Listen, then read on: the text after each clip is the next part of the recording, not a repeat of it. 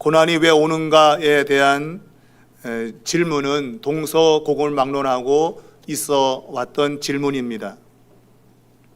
믿는 사람이든 믿지 않은 사람이든 누구나 인생을 살면서 고난을 겪게 됩니다. 물론 그 고난은 상대적일 수 있지만 크고 작은 고난을 겪고 사는 것이 인생입니다. 성경을 보면 믿음의 사람이었던 다윗은 그가 시편 119편에서 고난 당하기 전에는 그릇 행하였는데 이 고난 때문에 말씀을 지킨다라고 고백했습니다. 그러니까 고난은 그가 평소에는 말씀을 따라 살지 않았는데 고난이 와서 말씀을 따라 살게 되었음을 이야기하는 것이죠. 그러고 보면 이 고난은 하나님의 사람들로 하여금 올바른 신앙으로 가게 하는 하나의 요소가 된다, 그렇게 보겠습니다. 또한 의인으로 소개하고 있는 욥이라는 사람은 욥기에 보면 마지막 42장에 그가 하나님을 전에는 귀로 들었는데 그가 이 고난을 통과하면서 눈으로 본다고 했습니다. 귀로 듣는 하나님에 대한 신앙이 눈으로 직접 경험하는 그러한 신앙으로 바뀌었다, 그런 얘기죠. 좀 더 간단히 말하면 신앙의 깊이가 훨씬 더 깊어졌다, 그렇게 볼 수 있겠습니다. 이렇듯 고난은 여러 가지 목적을 따라 우리 인생 가운데 오게 되는데 특별히 요한계시록의 말씀을 통해서 우리는 이 고난이 어떤 의미로 우리에게 오는가 하는 것을 생각하게 되는데 그 이유는 사도 요한이 하나님께로부터 계시를 받아서 당시에 소아시아에 있는 7교회에 편지를 보내는데 그 편지의 내용은 7교회마다 다 고난과 역경을 당하고 있는 그러한 상황 가운데 이 편지를 보냈기 때문입니다. 고난당하고 있는 7교회에 이 편지를 보내면서 그 고난이 주는 의미, 그것을 그들에게 각인시키고, 그래서 하나님께서 목적하신 이 고난을 통해서 목적하신 것을 온전히 이루도록 하는 그러한 사명을 감당하고 있다는 것입니다.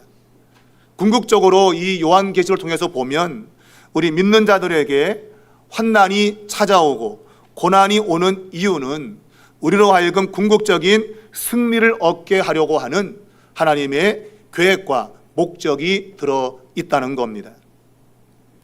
요한이 받은 계시는 7인으로 봉함되어 있는 두루마리에 대한 이야기입니다. 6장을 보면 이 7개의 인이 어린 양으로 소개된 예수 그리스도에 의해서 하나씩 떼지게 되면서 종말에 있게 될 그 내용이 환상으로 이제 보여지게 되는데 이것은 전체적인 요한계시록의 총론에 해당됩니다. 그러니까 개요라고 볼 수 있죠. 개요.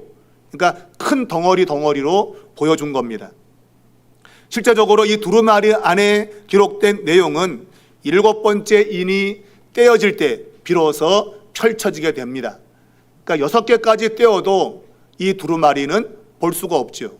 왜? 7개로 인이 봉함되어 있기 때문에 그렇습니다.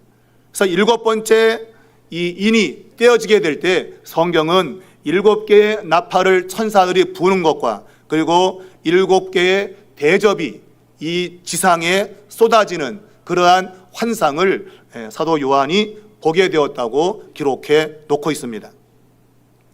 자, 이 7번째 인이 떼어지면서 7명의 천사가 나팔을 불기 시작하는데 첫 번째부터 4번째까지 나팔이 불리게 될 때 이 땅에 각종 재앙이 임하게 됩니다. 이러한 재앙은 영적인 부분들을 많이 포함하고 있는 그러한 내용들로서 신앙이 많이 혼탁해지는 그러한 배경을 가지고 있습니다. 그리고 오늘 본문에 보면 5번째 천사가 나팔을 부는 그러한 내용을 소개하고 있는데 이 나팔이 불려지게 될 때 하늘에서 땅에 떨어진 별 하나가 무저갱의 열쇠를 가지고 무저갱을 열어서 거기에 악령으로 표현되고 있는 황충이 밖으로 튀어나와서 사람들을 괴롭히는 그 내용을 소개하고 있습니다. 자, 이 5번째 나팔이 울리게 될 때 고통당하는 사람들의 모습을 소개하고 있는데, 보편적으로 사람들은 여기서 고통당하는 사람들을 불신자로 생각하고 있습니다.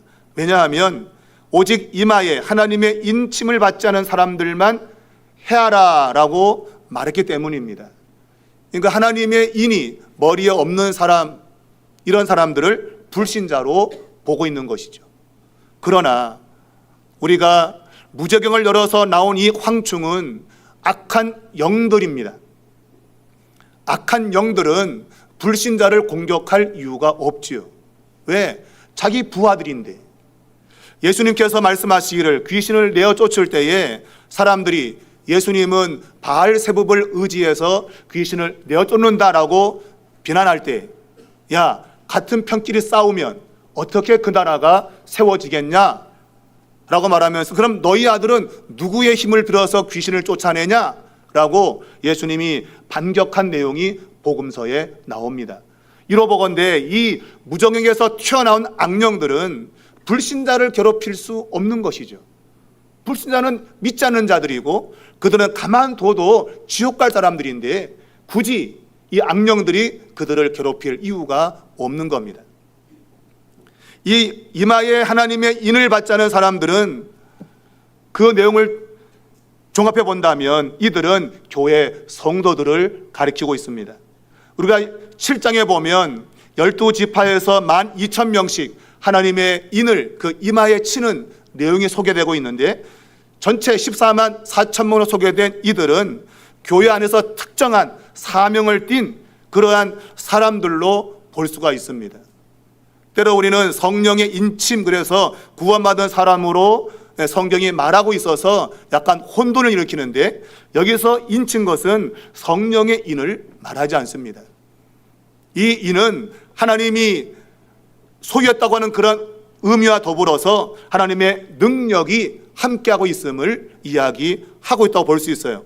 그러므로 이 이마에 인침받지 않은 사람들은 일반 교회 성도들을 가리킨다고 봐야 됩니다. 자, 이 악한 영들이 일반 성도들, 그러니까 이마에 인침받은 하나님의 특별한 종들이 아닌 일반 성도들을 공격을 해서 그들을 괴롭힌다라고 보는 것이 문맥상으로도 맞는 그런 해석이라고 볼 수 있겠습니다. 곧 교회 성도들이 마지막 종말에 큰 환난을 겪게 된다는 겁니다. 자, 이러한 환난을 겪으면서 우리가 6장을 보면 순교자들이 5번째 인을 뗄 때 자신들의 핏값을 갚아달라고 하는 호소가 나오는 내용을 보게 되는데, 아마 이 14만 4천 명은 하나님의 뜻을 따라서 사역하다가 순교자의 반열에 들어간다고 봐야 됩니다. 왜냐하면 순교자의 수가 찰 때까지 마지막 종말의 심판이 연기되었다고 분명히 성경이 말하기 때문입니다. 자, 이 5번의 나팔이 울려지게 되면 교회 성도들은 큰 환난을 겪게 됩니다. 자, 이 환난이 오늘 성경 본문에는 첫째 화라고 표현되어 있습니다. 그러므로 이 첫째 화, 이 성도들이 당하는, 교회가 당하는 이 환난은 특별한 목적을 가지고 있는데, 바로 그것이 이 고난 속에서 최후의 승리를 주시는 하나님의 목적을 우리에게 알려주고 있는 겁니다. 자, 그렇다면 이 5번째 나팔이 재앙을 불러올 때에 도대체 그 내용은 무엇을 담고 있는가 3가지로 살펴보고자 합니다. 첫 번째는 이 성도가 당하는 환난, 이것은 하나님의 주권 속에서 일어난다는 것입니다. 먼저 이 어휘를 정리하면 환난과 환난은 의미는 같은데 쓰이는 용법이 다릅니다. 오늘 본문에 말하고 있는 이 환난은 특정한 집단, 그리고 소규모의 어떤 사람들에게 오는 그러한 고난을 가리킬 때 환난으로 읽어야 됩니다. 그리고 환난이라고 하는 것은 더 큰 규모, 나라적으로 당하는 사변들, 그런 거 할 때는 환난이라고 쓰는 거죠. 임진왜란이라고 읽죠, 그죠? 임진왜난 하는 거죠, 그죠? 그러니까 임진왜란처럼 이 란자를 써야 되는 경우는 아주 거국적이고 큰 규모의 그러한 어려움, 고난을 이야기할 때 사용됩니다. 그러므로 여기서 말하는 이 어려움은 환난으로 읽어야 됩니다. 왜냐하면 교회 공동체가 당하는 환난이기 때문입니다. 자, 이 환난은 하나님의 주권 속에서 일어난다고 성경이 말하고 있습니다. 본문에 보면 땅에 떨어진 별 하나가 무저갱의 열쇠를 받아서 무저갱을 열었다고 되어 있습니다. 이 무저갱이라고 하는 것은 쉬면 기품의 우물이라는 뜻을 갖고 있어요. 아주 한도 끝도 없는 무저라고 하는 것은 밑바닥이 없다 그 얘기예요. 무저, 밑바닥이 없는 갱, 우물을 가리킵니다. 아주 깊은 어두컴컴한 우물을 가리키고 있고, 이것은 지하 세계를 말하며 성경적으로는 지옥 같은 그러한 의미를 담고 있습니다. 이 무저갱의 문을, 무저갱의 열쇠를 받은 떨어진 별 하나가 여는 겁니다.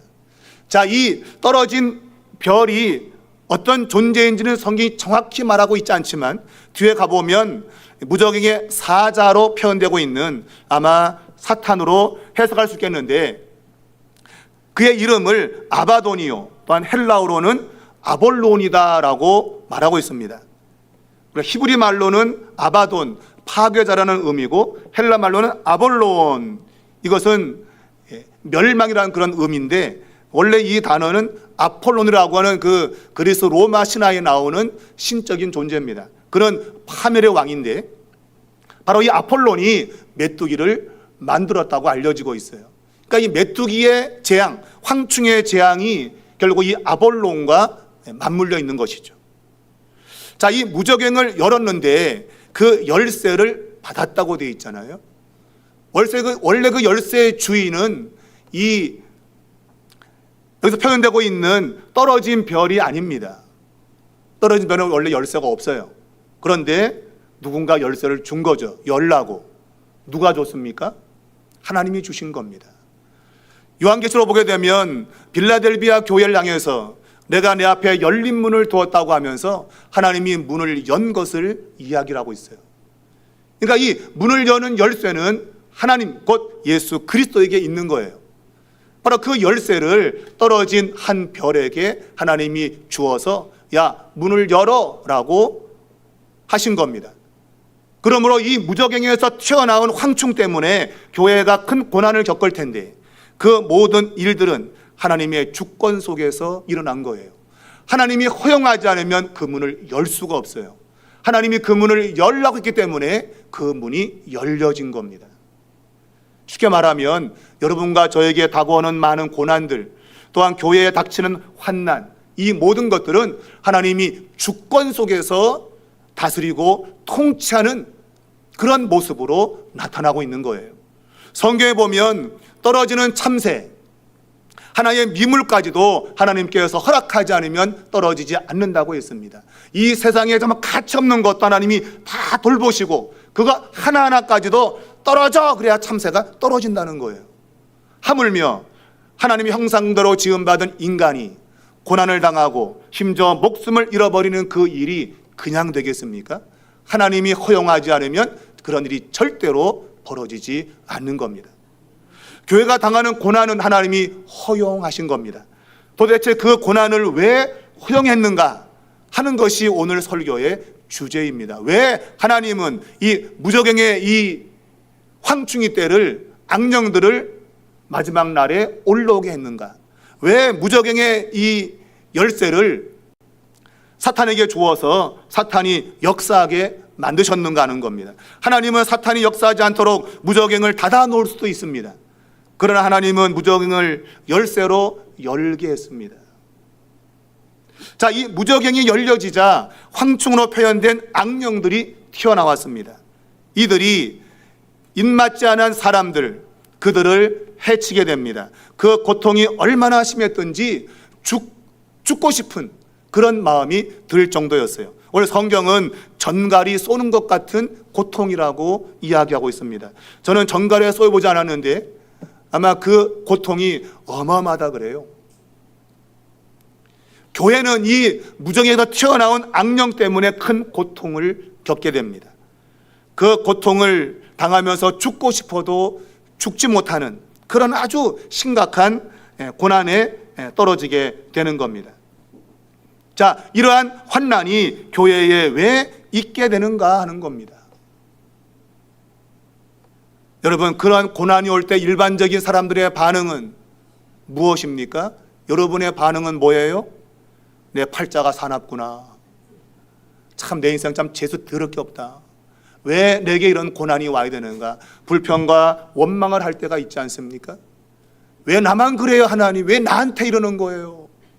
라는 그러한 원망과 불평을 할 수 있는 우리들이란 말입니다. 하나님은 그러한 고통을 교회에 주었는데 그 이유는 그러한 고통이 온다 할지라도 나를 믿어라, 나를 신뢰해라. 만일 그러한 고통이 너희를 무너뜨려 생각하면 내가 그 무저갱을 열지 않을 거야. 그러나 내가 이 무저갱을 여는 이유는 너희가 얼마든지 그 고난 속에서도 믿음을 지키고 나를 신뢰할 수 믿기 때문에 내가 무저갱을 여는 거야. 하나님이 여러분과 저가 고난 속에서도 하나님을 신뢰할 것을 하나님이 믿으시기 때문에 무저갱을 여시는 겁니다. 여러분, 이러한 고난 가운데서 하나님을 신뢰하는 것은 성도의 당연한 의무입니다. 하박국 3장을 보면 무화과나무의 잎이 마르고 포도나무에 열매가 없고 그리고 외양간에 소와 우리의 양이 없어도 나는 나를 향한 하나님의 구원을 바라보며 기뻐한다고 고백했습니다. 내 삶 가운데 아무것이 없다 할지라도 나를 구원하실 그 하나님을 신뢰하고 내가 믿음으로 기뻐한다고 고백했습니다. 여러분, 그것을 사도 바울은 로마서 1장에서 오직 의인은 믿음으로 산다고 하는 우리 기독교의 중요한 교리를 만든 거예요. 오직 의인은 믿음으로 사는 겁니다. 환경 따라 사는 게 아닙니다. 내가 아무런 걱정, 근심 없는 걸로 사는 게 아니에요. 하나님의 사람들은 오직 하나님을 믿는 믿음으로 사는 거예요. 삶이 고달파도 삶이 잘 돼도 오직 하나님 믿고 사는 겁니다. 그것을 하나님이 우리들에게 기대하고 있는 거죠. 야, 나는 너가 그렇게 고통이 와도 나를 믿을 걸 내가 알고 있어. 그래서 내가 무저갱을 여는 거야. 만일 너희가 넘어진다면 나는 이걸 열지 않을 거야. 열지 않을 거야. 사랑하는 여러분, 하나님이 여러분과 저를 믿어주고 있는 거예요. 고난이 와도 원망하지 않고 불평하지 않고 하나님을 믿고 신뢰하며 끝까지 믿음을 지킬 것을 하나님이 믿고 계시다 이거예요. 여러분, 이러한 주님의 믿음에 그대로 응답할 수 있기를 바랍니다. 여러분, 고난이 와도 불평하지 마십시오. 하나님을 신뢰하십시오. 바로 그 고난 속에서의 믿음이 마지막 우리를 천국으로 이끌어가는 큰 능력이 될 것입니다. 두 번째는 이러한 환난은 정해진 기간 동안만 역사한다고 하는 겁니다. 오늘 본문에 보게 되면 5개월 동안 이러한 고난이 있을 것이라고 말하고 있습니다. 딱 5개월입니다. 더도 덜도 안 됩니다. 딱 5개월입니다.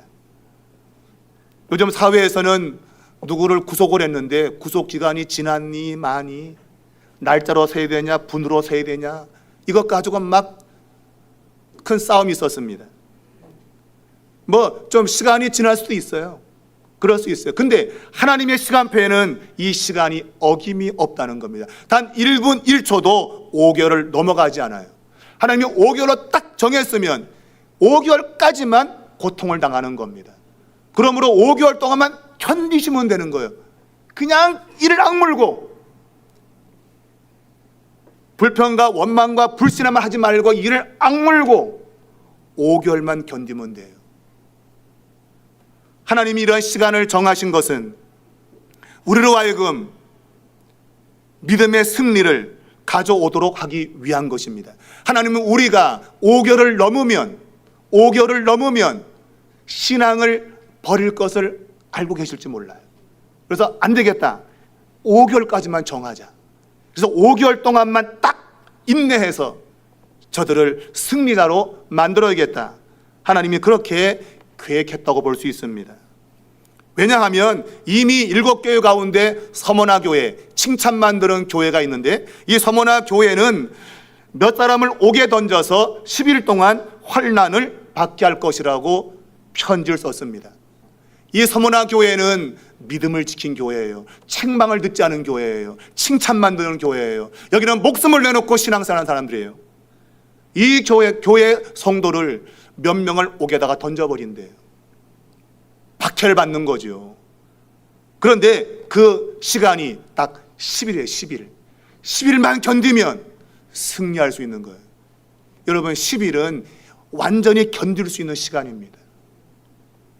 이 10일 동안만 환난이 있을 것이고 더 이상은 있지 않다는 거예요. 그러므로 10일 동안만 잘 인내하면 믿음의 승리를 가져온다고 하는 것입니다. 여러분, 그 교회 주님이 주신 메시지가 뭡니까? 10일 동안 죽도록 충성하라. 그리하면 내가 내게 생명의 관을 주리라. 여러분과 저가 좋아하는 성경 구절 아닙니까? 가장 좋아하는 구절? 아니에요? 제일 싫어하는 거구나. 이걸 제일 싫어한대, 사람들이. 왜? 죽도록 충성하는 거 싫다 이거예요. 제일 좋아하는 것은 내 시작은 미약해서나 나중은 창대해지리라. 이런 건 좋아하면서 죽도록 충성하는 것은 싫어해. 실제로는 가장 좋아해야 되는데. 왜? 그래야 생명의 면류관 스테파노스를 받게 되는데. 여러분, 생명의 면류관은 아무나 받나? 여러분, 생명의 면류관은 아무나 받아요? 승리의 면류관은 아무나 받습니까? 올림픽이나 각종 경기에서 1등한 사람에게 면류관을 주는데 아무나 줍니까, 여러분? 1등한 사람에게만 주잖아요. 죽도록 충성하는 자에게만 이 면류관을 주게 되므로 우리는 이 구절을 가장 좋아해야 됩니다. 내가 죽도록 충성하라. 그러면 내가 내게 생명의 면류관을 줄 거다. 여러분, 서문화 교회가 10일 동안 환난을 인내하고 승리하듯이 교회가 환난과 늦을 때에 5개월만 견디면 되는 겁니다. 잘 인내하면 되는 겁니다. 사도 바울은 로마서 5장 3절 이하에서 환난은 인내를, 인내는 연단을, 연단은 소망을 이룬다는 것을 확신한다고 담대하게 선언했습니다. 여러분, 환난이 와도 여러분 인내하면 되는 거예요. 인내하면 마침내 소망이 이루어지는 겁니다. 하나님의 나라에 넉넉히 들어갈 수 있다는 것을 말하고 있습니다. 여러분, 신앙생활만이 아니고 모든 삶의 인내는 필요한 것입니다. 여러분, 조금만 견디십시오. 조금만 견디면 뭔가가 나오는 겁니다. 하다 막 중간에 포기하면 안 됩니다. 끝까지 해보시길 바랍니다. 제가 제 아내와 결혼하기 위해서 많이 애를 썼는데 한 권사님이, 제가 아는 권사님이 저를 결혼시키려고 무척 애를 썼어요. 제가 전도다 시절에. 그 권사님은 사명을 띄었대요. 전사님 결혼시키는 사명이 나한테 있어요. 그러면서 그냥 선을 붙여주는데 얼마나 열심을 내시는지. 근데 그렇게 막 수십 번을 봐도 제 마음에 드는 사람이 없었어요. 여러분, 보통 사람 같으면 뭐 이렇게 까다로워? 그러고 그만둬? 라고 할 텐데 그 권사님은 전사님 마음에 안 들어? 빨리 또 얘기해. 빨리 또 얘기해. 70 먹은 노인네가 여러분, 전도사, 새파란 전도사를 결혼시키려고 그 대바람부터 손잡고 선보러 간, 결국은 제 아내를 만나게 된 겁니다. 그분의 열심이 제 아내를 만나게 된 거예요. 만약 그분이 포기했다면 제 아내를 만나지 못했을 거예요. 그분이 저를 기다린 거, 인내한 거죠. 전사님 말만 해. 여러분, 무엇이든지 인내하는 곳에 결과가 있는 거예요. 여러분, 무엇보다 신앙은 더합니다. 여러분, 신앙은 인내로서 여러분 승리하는 겁니다. 조금만 견디십시오. 여러분, 조금만 참으십시오. 그러면 승리한 날 여러분 가운데 분명히 오게 될 것입니다. 이것이 중요한 이유는 세 번째가 있습니다. 오늘 세 번째는 본문 12절 말씀에 보면 첫째 화는 지나갔으나 보라 아직도 이후에 화 둘이 이르리로다 그랬어요. 이 5개월 동안 이 고통이 첫 번째 화를 가리키고 있습니다. 이것이 끝났다는 거예요. 그리고 이어서 두 가지 화가 더 온대요.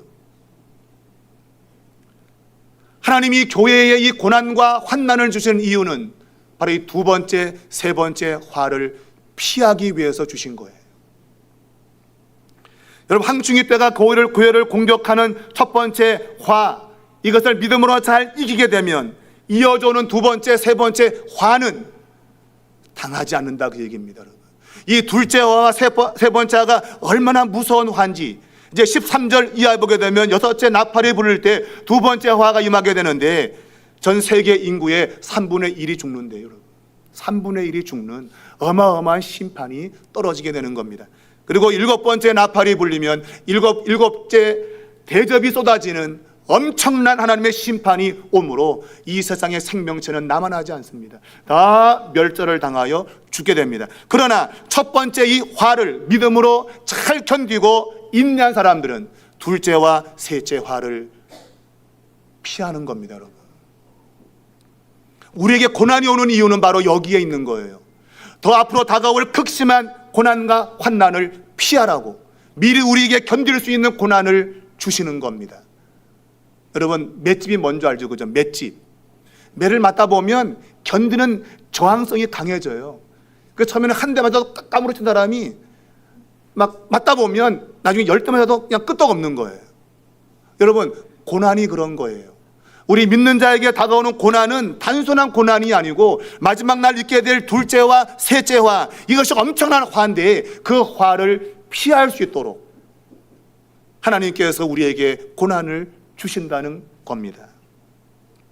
여러분, 첫 번째 화에서 견딜 수 있도록 여러분과 저는 지금 그런 고난을 겪고 있는 거예요. 준비를 하고 있는 거예요. 연습을 하고 있는 거예요. 이러한 고난이 첫 번째 화가 올 때 우리가 그 화를 이겨낼 수 있단 말입니다, 여러분. 그러므로 고난은 나쁜 게 아니에요. 우리 믿는 자에게 고난은 최후의 승리를 가져다 주는 하나님의 방법인 것입니다. 이걸 기억하면 고난 중에서도 여러분 기뻐하는 겁니다. 베드로 전서에 보면 너희가 고난을 만날 때에 기뻐하라. 왜? 그 고난 때문에 너희는 최후의 승리자가 될 것이라도 금보다 귀한 믿음으로 승리할 것이라고 약속을 주고 있기 때문입니다. 사랑하는 여러분, 둘째와 셋째화가 연이어 올 것입니다. 그러나 첫째화를 믿음으로 잘 견딘 사람은 둘째, 셋째화를 당하지 않습니다. 피하게 됩니다. 마치 그것은 출애굽기 내용에서 10가지 재앙이 애굽에 떨어질 때 앞에 두 번째, 세 번째까지는 이스라엘 백성들도 함께 재앙을 받아요. 그러나 네 번째부터는 고센 땅을 구별하여 그곳에는 재앙이 임하지 않는 것과 같은 겁니다. 하나님이 그 땅을 구별시킨 겁니다. 둘째와 셋째와 올 때 하나님은 첫 번째 화를 믿음으로 통과한 사람들을 예비처에서 보호하신다는 겁니다. 하나님의 보호, 하나님의 돌보심이 끝까지 하나님의 사람들에게 나타난다는 것을 가르치고 있어요.